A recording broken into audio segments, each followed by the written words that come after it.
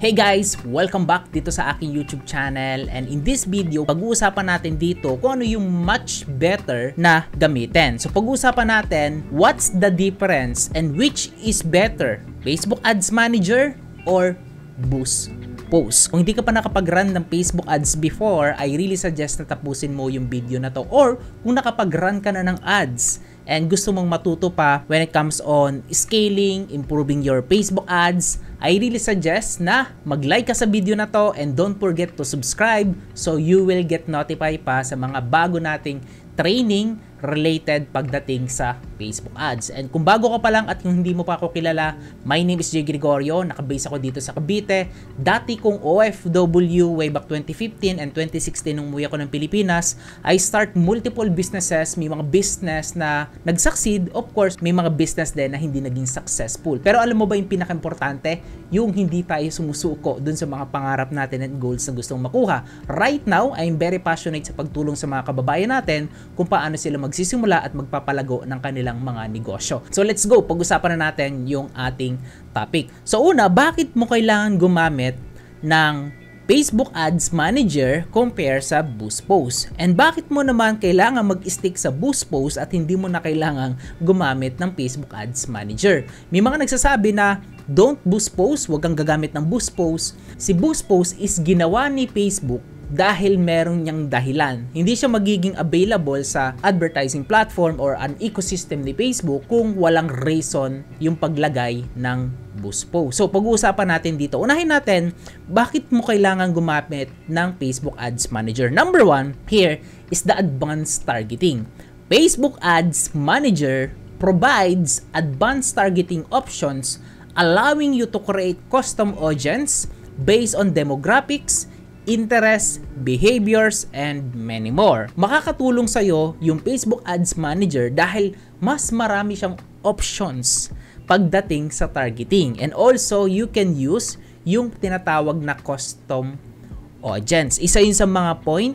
One, bakit mo kailangan i-consider si Facebook Ads compare on Boost Post? So, puntahan naman natin si Boost Post. Kumbaga, i-compare natin to isa-isa. So, dito tayo sa Facebook Ads Manager, dito naman tayo sa Boost Post. Boost Post, isa sa mga nagustuhan ko dito. And kung ikaw, siguro nagustuhan mo rin yung experience mo sa Facebook Ads. Siguro, nagustuhan mo yung experience pero yung result is hindi mo nagustuhan. May iba naman talagang okay sa kanila yung resulta. Ease of use.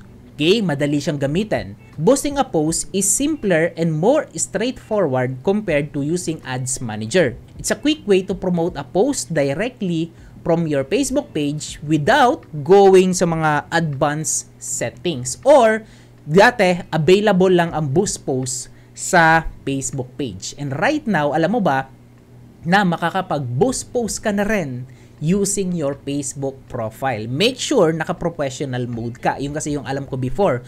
But check mo ngayon kung available yung Boost Post sa profile mo. That's good. So, paano mo malalaman kung available yung Boost Post sa profile mo or sa page mo? Kung sa page, ganito lang yan. Pupunta ako sa page ko, which is Coach J. Tapos, pupuntahan ko naman yung profile ko. Nakikita mo dito sa screen. Ayan. Ito, Facebook profile. Makikita mo naman sa link, J. Gregorio profile. Tapos, makikita mo dito meron niyang Boost Post. Here. So, yung video na to is pinublish ko March 19. So, 2 days ago. So, I created this video. Pero hindi pa to naka-Boost Post. Ngayon, let's say, interested ako na i-Boost Post to. So, check natin yung ibang post. Here. I think ito mas okay to. 16 shares. Ayan, mas engaging to. So, i-click itong Boost Post. Take note, profile ko to guys ha. Hindi to Facebook page. Tapos, makikita mo dito, here, ang gawin mo dito, tanggalin mo yung domain, set to no button, okay? Usually kasi ganun siya nangyayari doon, nagkakaroon ng domain kung ano may nakakonect sa page mo. So, all you need to do is, ganito lang yan, tapos, ito yung simpler or easy to use, direct to the point, okay? So, advantage plus creative. So, ayan, naka-check na yan, don't worry, check mo lang yan. Tapos, dito na tayo ngayon magsiset ng targeting. Kumbaga, direct to the point. People you choose through targeting. Ayan, pwede kang mag-set dyan ng targeting. And also, pwede kang people who follow your profile. Kung marami kang followers, let's say, meron kang 1 million, 2 million, 5 million followers, sobrang solid ng targeting na yun. Kaya, sobrang helpful nito guys kung matagal ka na nagbi-build ng followers sa Facebook profile mo and then magra-run ka ng Facebook ads using Boost Posts, sobrang ano nito, ganda. You can take advantage. So right now kasi hindi pa naman ganun yung follower ko. As you can see, 30,000 followers, and dito estimated size kaya nagkakaganyan dahil limited followers pa lang. But kung meron ka ng millions of followers, makikita mo dyan yung estimated daily results is magkakaroon niya ng numbers.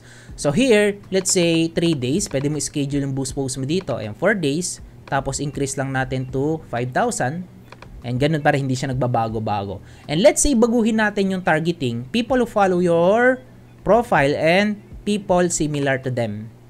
Okay, nice. Wala pa rin siya, no?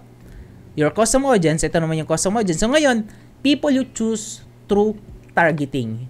Okay? So targeting natin is location Philippines. Edit mo to.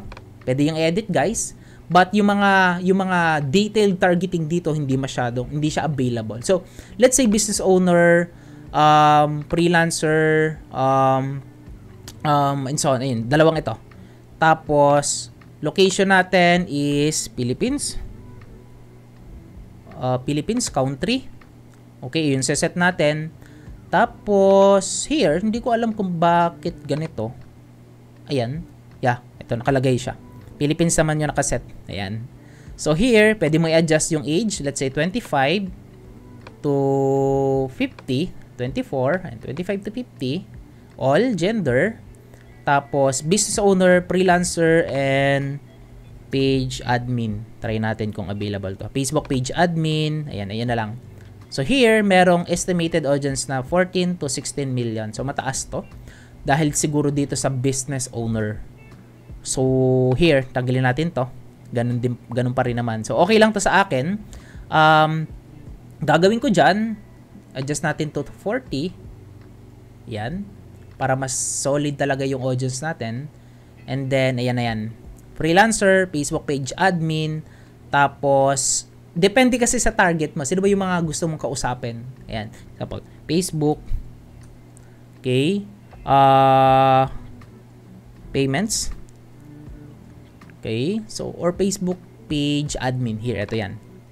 So, yun. So, nice. Okay na to sa akin. Demographics, freelancer, or pwede rin namang mga self-employed.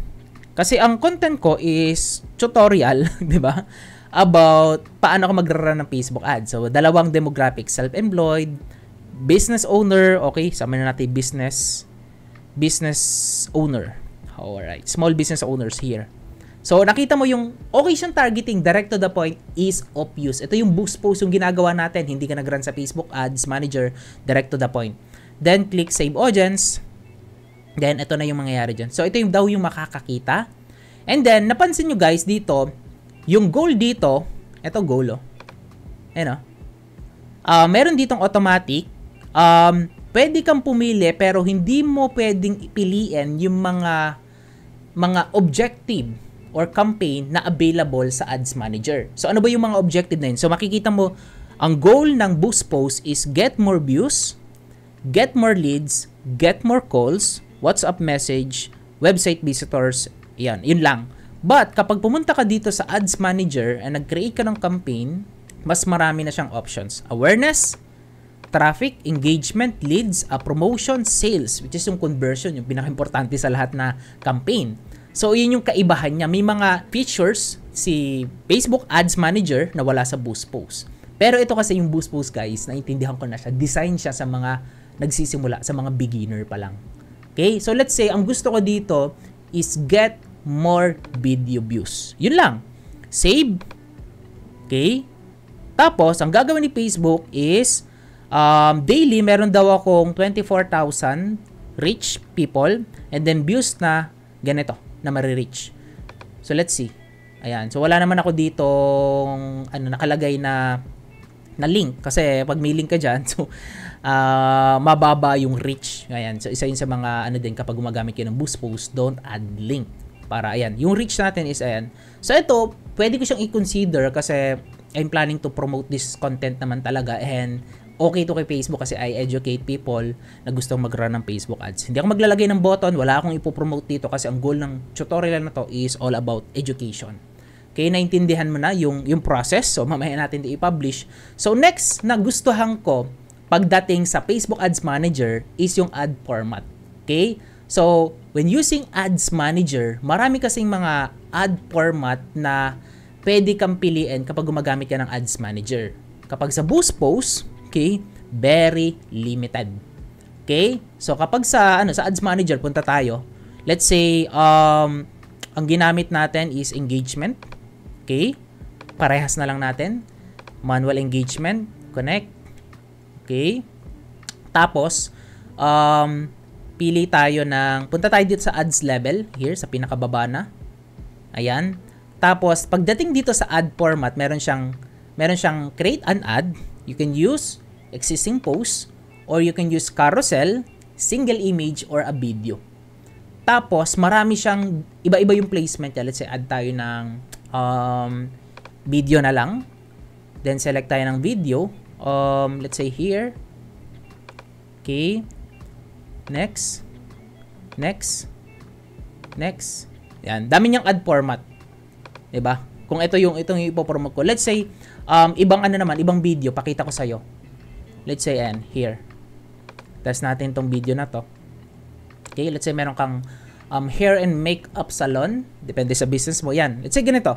Marami siyang ad format, guys, na pwede mong gamitin. Mas optimize siya.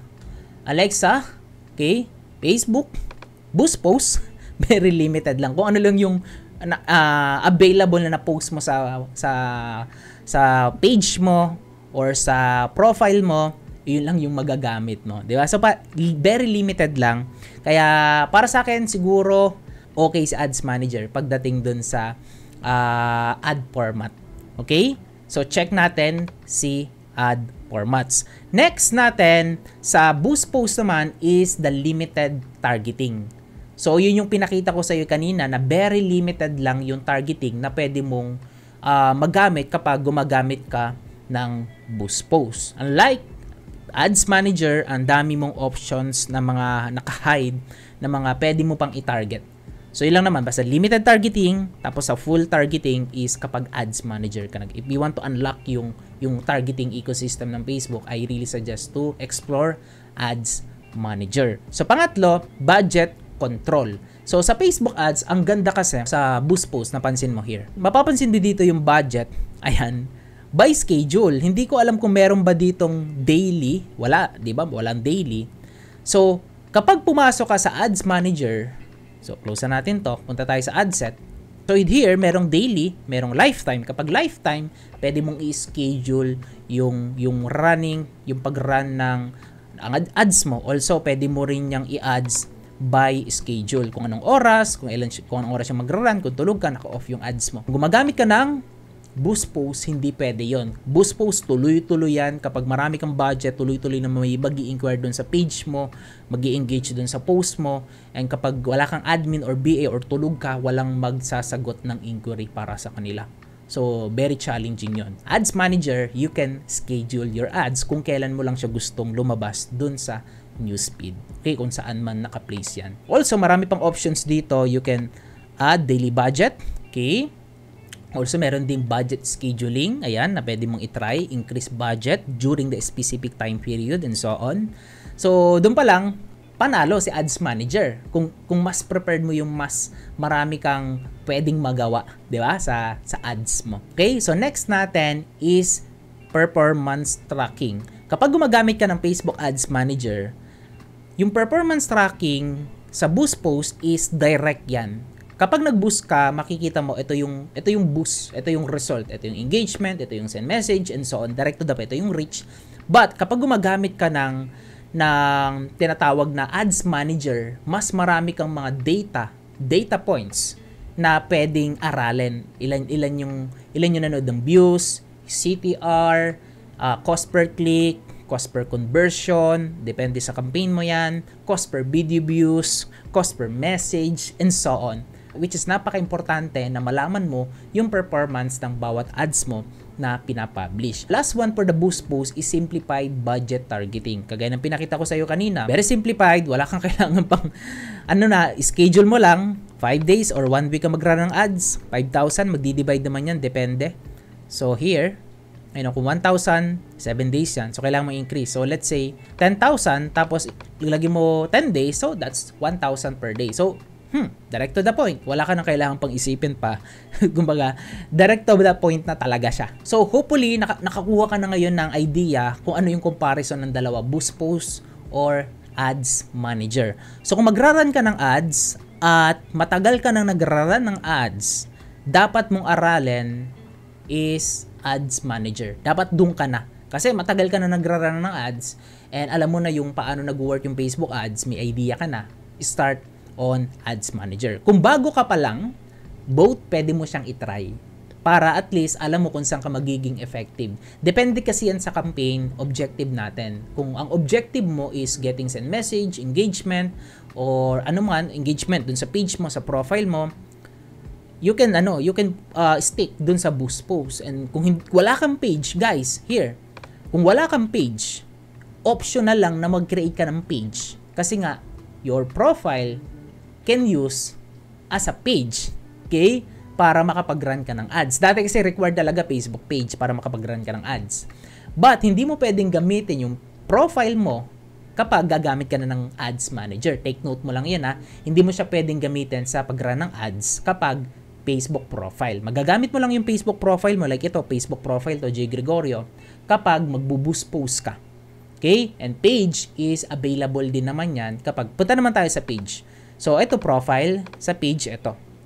So, switch ko lang para mapunta tayo dun sa pinaka-page. Ayan. Tapos, may makikita ka na, itong content ko kasi na to is na i-publish ko din yun sa page ko. So, dito, pwede kong mag-boost post. So, hanapin natin yung content na yon. Here, I believe nandito lang yan. Here, ito. So, ito organic yan. So, Boost Post. Okay, anong difference ng dalawa? Okay, almost the same lang naman. So, dito, kapag page, nice. So, no button. Okay. Ayan, makikita mo. Targeting. Walang pinagkaiba. Almost the same. Change. So, get more message. Okay, get more message. Dito sa ano na to, get more views, leads, calls, wala siyang message. So, nice. So, merong isang na-unlock, okay, na kapag page ang gagamitin mo at Boost Post, pwedeng yung send message. Which is kung send message campaign ka, the best naman yung send message. Especially kapag meron ka talagang admin or people na nakabantay doon sa page mo. Sobrang helpful naman talaga ng send message. Okay? So, nasa sayo, in conclusion, nasa sayo kung ano yung pipiliin mo dyan. But I really recommend na i-test mo both para magkaroon ka ng idea, ng data, kung ano ba yung mas best na pwede talaga na simulan at itry kapag mag-run ka na ng Facebook ads. Okay? So, hopefully nakatulong sa iyo yung quick video tutorial na to. Kung ano yung sisimulan mo, Facebook Ads Manager ba or Boost Post. Okay? Simulan mo parehas para hindi ka malito. Okay? So, thank you so much again for watching this video. Kung marami kang natutunan, okay? If natapos mo yung video na to, okay? Mag-type ka sa ibaba ng video na to na free, okay? Free access. Meron akong ginawang Facebook ads tutorial, complete tutorial yon kung paano ako magpapatakbo ng Facebook ads mo, paid course yon. Ngayon, for every 50 comments, yung number 50 is magbibigay ako ng free access for every 50 comments. Okay, hindi sa 50 ha. So, dun sa number 50. Kung number 50 ka, sa'yo yan. Kung nang 100 ka, 150, sa'yo yan. Okay? So, ikokanta ka ng admin namin if yun yung numbers mo. So, basta engage lang and don't spam yung comment section. Mag-comment ka lang any comment or say thank you Coach J and wag mong kalimutan yung free access na keyword para mabigay namin yung access just in case na ikaw man yung mapili namin na mabibigyan ng free access sa training course na ginawa ko. Alright? Once again, this is Coach J. Gregorio. Make today a better than yesterday. Keep safe always and I will see you on the next one. God bless.